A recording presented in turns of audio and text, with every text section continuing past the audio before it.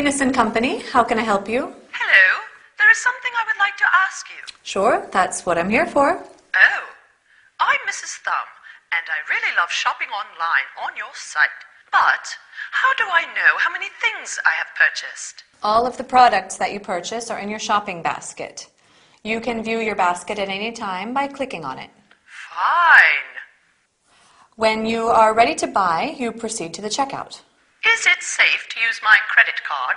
Sure. When you decide to place an order, you sign in using a secure server. Okay.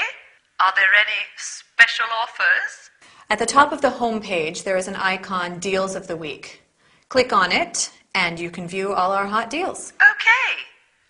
I've got a query about one of your products. A pink top, size 24, code number 203. Pink top size 24. Let me check availability. I am sorry, but this item is not available. Oh, what a pity. Well, is the red miniskirt, code number 311, available? Still size 24. Sure. Still size 24. Not available either. But at our warehouse, we have a wide variety of blouses and trousers on offer. Interesting. Okay, so let me take a note of that. Blouses, trousers, and a pink top. No, the pink top is not available, Mrs. Thumb. Oh, yes, sure. Blouses, trousers, and red skirt. Oh, my husband is going to love it. No. You are very helpful. Thank you so much. Good morning. That's what I'm here for.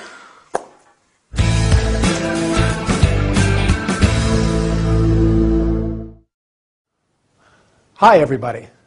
I'm sure that many of you are going to love this business session. We're going to talk about online shopping. Isn't it great? I love shopping online. Do you?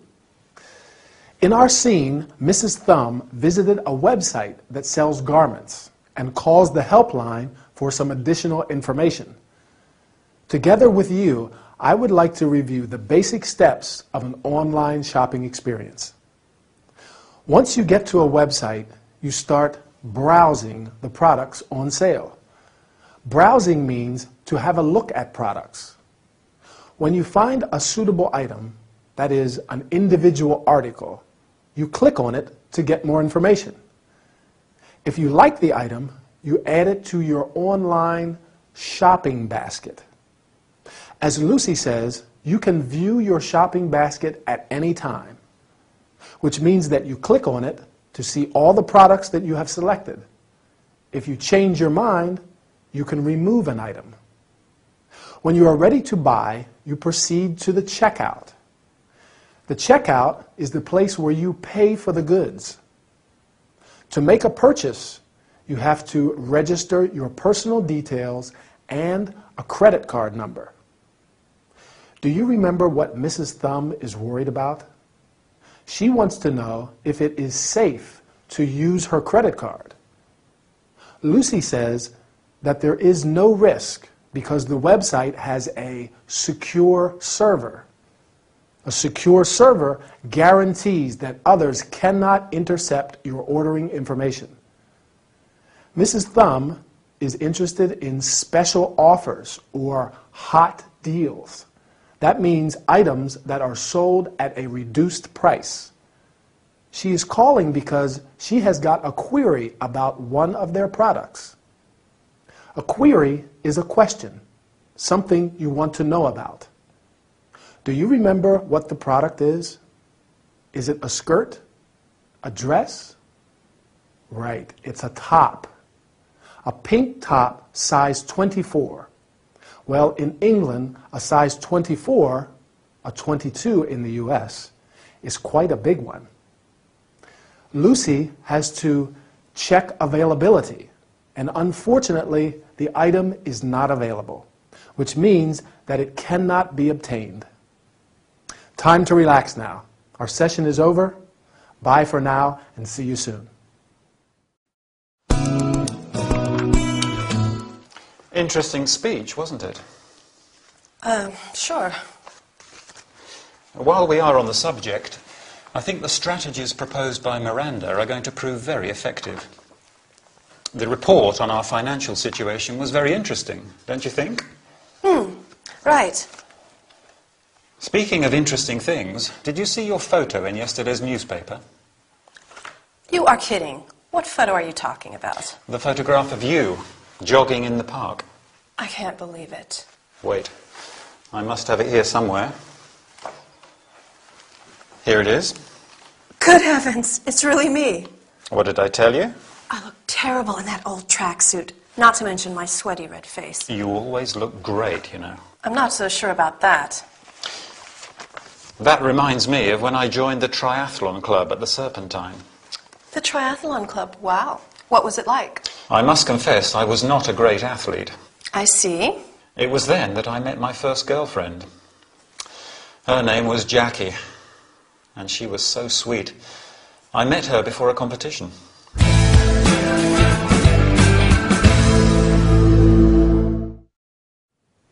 Hi, are you ready for a new business workout?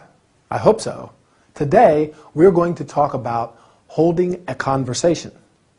You are going to learn how to start a conversation, change the subject, show interest, and express surprise. Al and Linda are talking after a meeting. Al wants to start a conversation with Linda, and he says, "Interesting speech, wasn't it?" You can also say, "Interesting subject, wasn't it?" Or, "Interesting proposal, wasn't it?" And so on. Do you think that Al is good at keeping the conversation going? I think so.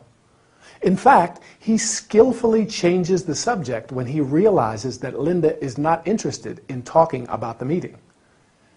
There are many useful sentences to change the subject in a conversation. Speaking of interesting things, while we are on the subject, or that reminds me of when I joined the triathlon club, for example. When someone is speaking, it is important to show interest. Here are some useful expressions. Sure. Right. I see. What was it like? That means, how was it? Can you tell me more about it? Can you remember what Al saw in the newspaper? Yes, a photo of Linda jogging in the park. When Linda sees the photo, she is very surprised. In this and in other situations, there are a number of expressions and exclamations that you can use. You are kidding. That means, I am really surprised. I can't believe it. Good heavens! Used to show how surprised or how shocked you are. That's strange. Or, oh my. My, oh my, our time is over. I hope you learned some useful expressions and exclamations today. Bye, and see you for another workout.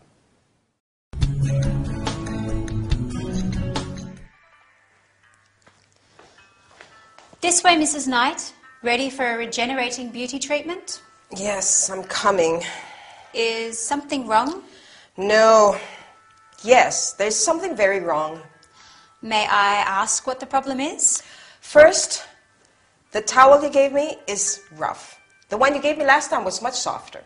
I am sorry to hear that. Plus, these bath slippers are very uncomfortable. I see. Lastly, this bathrobe is too small. You see? Is that all? No, it's not all. Every time I come here, I have to wait for ages. Mrs. Knight, if you want to avoid waiting, you'd simply have to make an appointment. You have our telephone number, don't you? Yes, I do. Instead of a pair of flip-flops that are not suited to your feet, ask for standard bath slippers. With a small additional payment, you can get cotton or linen towels that are much softer than these. Okay. And as for the bathrobe, you just have to tell us what your real size is. I've changed my mind. The bathrobe fits perfectly.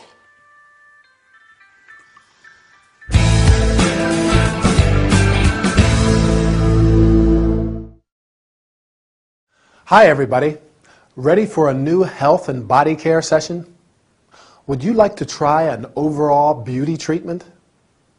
Exactly like our faces, our bodies need care and treatment. Today, we are going to see some terms related to bathroom textiles and related accessories. Textiles is a general term that we use to describe any product that is made from a fabric or cloth.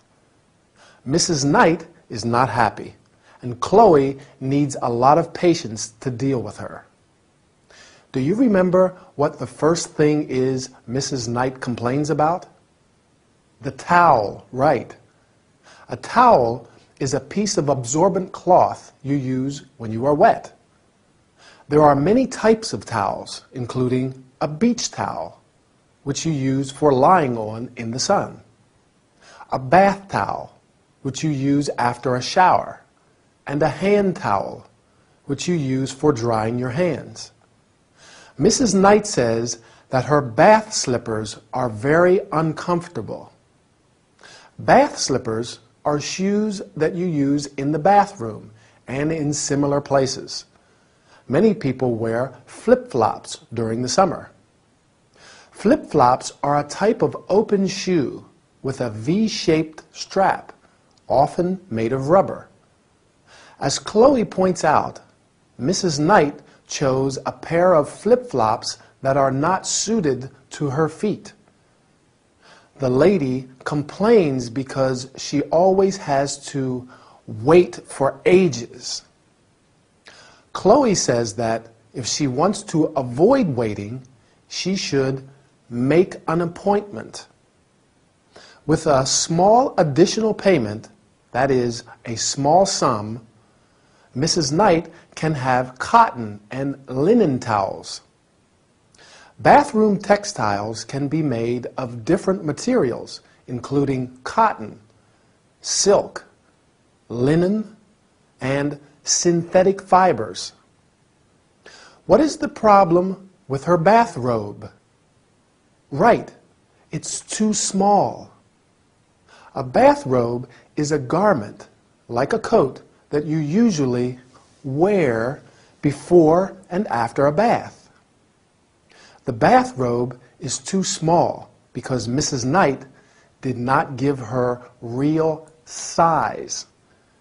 For example, you say, "What size are you?"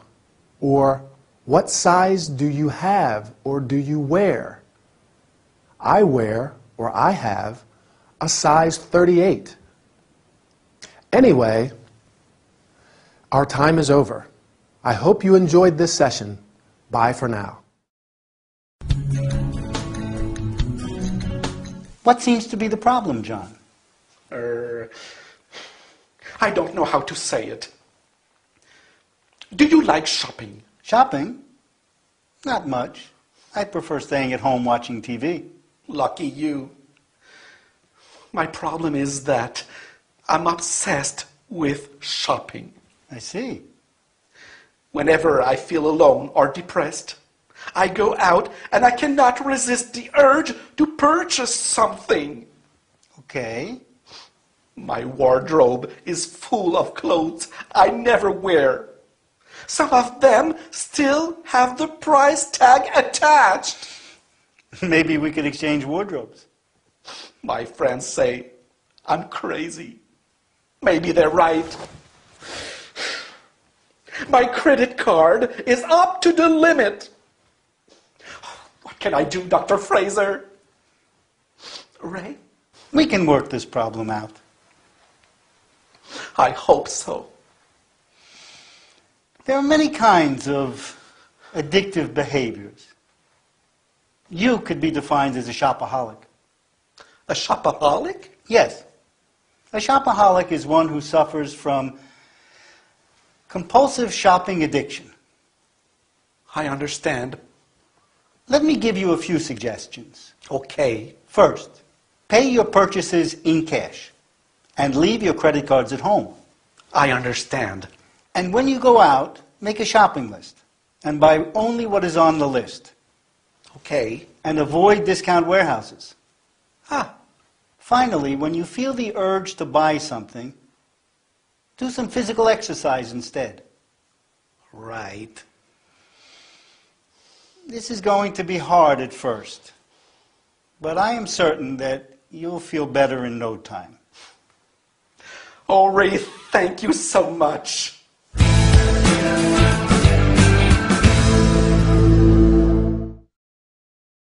Hi, good to see you. Are you okay? I hope so. In this health and body care session, we're going to talk about different kinds of addictive behavior and how to deal with them. You will also learn some terms and verbs related to shopping. So let's get started.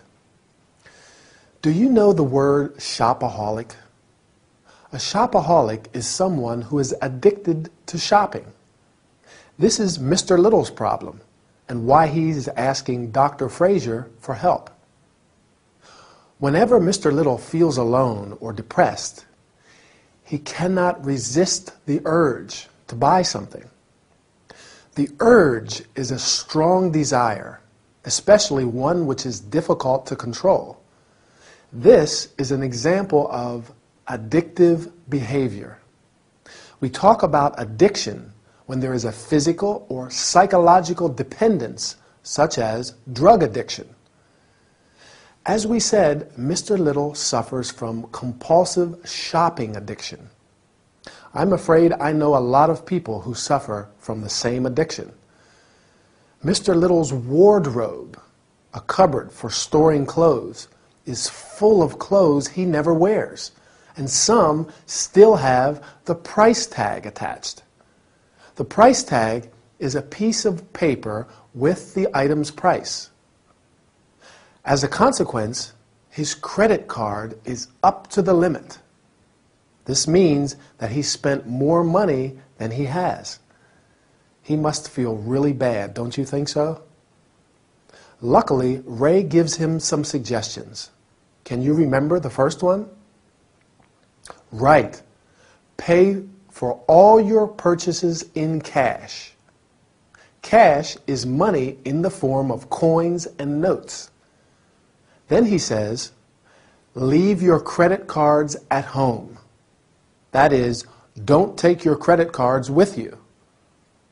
Mr. Little has to make a shopping list and only buy what's on the list and avoid discount warehouses. Can you guess what a discount warehouse is? A small shop? I don't think so. Exactly. A discount warehouse is a large shop which sells goods at reduced prices. A difficult place for a shopaholic to avoid. Finally, when Mr. Little feels the urge to buy something, he should do some physical exercise, like jogging or cycling. I have to go now. I feel the urge to buy something, but I will do some jogging instead, right? Want to come with me? We'll keep practicing.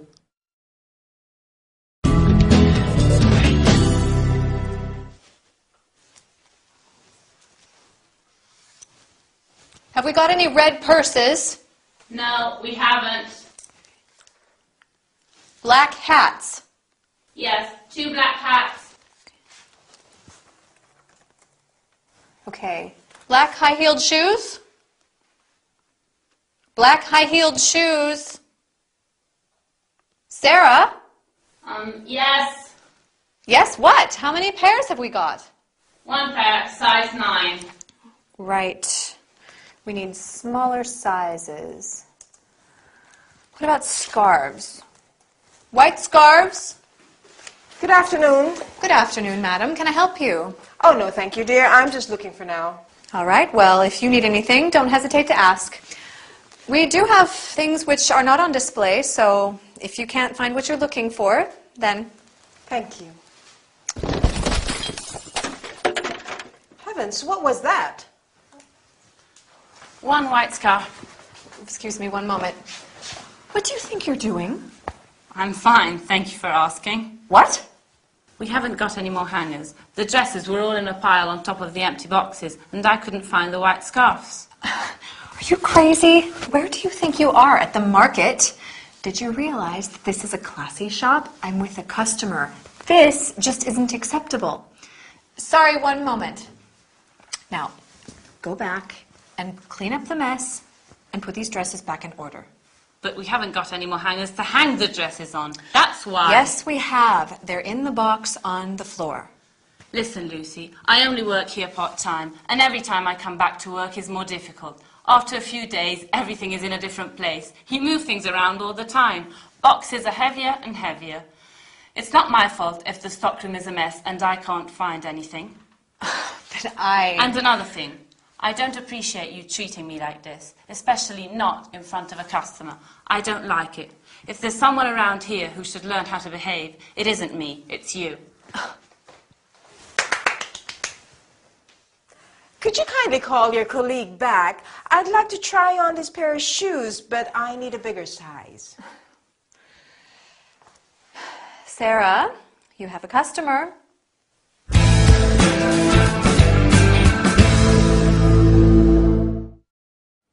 Hi, ready for a training session? Great. Let's get started. First, we'll go over some useful phrases to use in a shop, whether you're a shop assistant like Lucy or a customer. Then we can go over some items of clothing and other things we find in clothes shops. So, let's say you're a shop assistant and a customer walks in. You can greet them and say, "Can I help you?"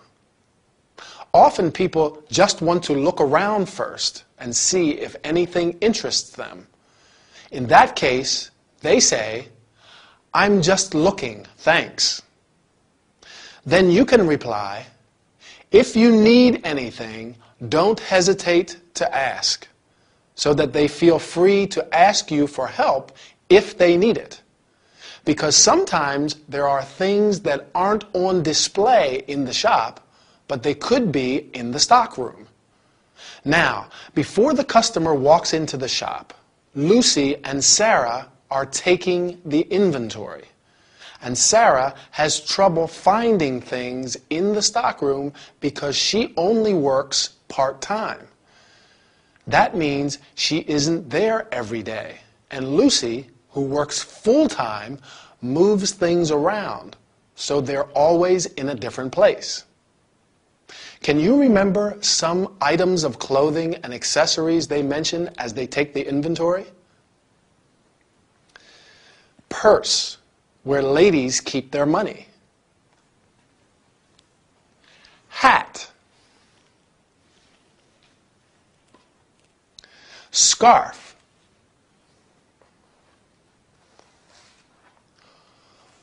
One scarf, but two scarves. What else? Oh yes, high-heeled shoes. There are women's shoes that have a high heel, often just called high heels. Do you wear high heels? I don't. When we talk about shoes, we say a pair of shoes. Clothes and shoes come in different sizes. What size are you? Or what size shoe do you wear? I wear a 9.5 or a 10 in the US. Now Sarah has a little accident in the stockroom because a pile of dresses falls on her. What does she need to put the dresses in order? Hangers. They're the things we use to hang clothes. Right. That's all we have got time for today. See you soon for our next training session.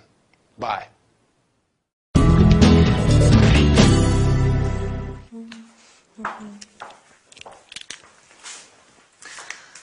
Good afternoon, Mrs. Knight. How can I help you?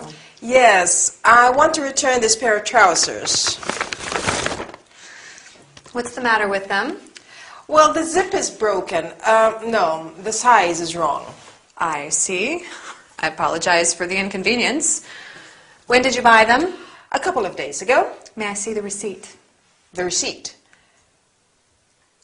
Sure.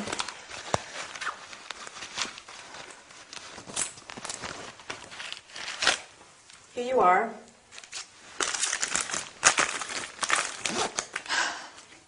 All right. Do you want to exchange them with another item, or would you prefer a credit note? I would prefer a refund if possible. I'm sorry, but that's not possible. Well then, let me think.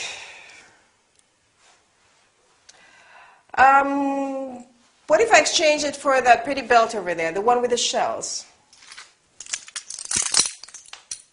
I'm afraid there is a price difference. You mean that belt is more expensive than these trousers? Exactly. You have to pay an extra £20. Oh my. We do have a lot of nice tops on offer. Okay, let me see.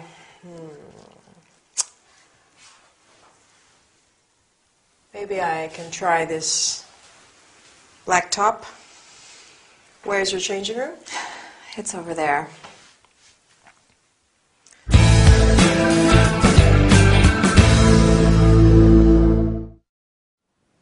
Hi, everybody. Good, I'm not late. I went shopping and there was a lot of traffic. By the way, today we are going to talk about shopping and how to deal with problems. We're going to learn how to greet a client and offer help, apologize, ask for information about a returned item, offer a solution.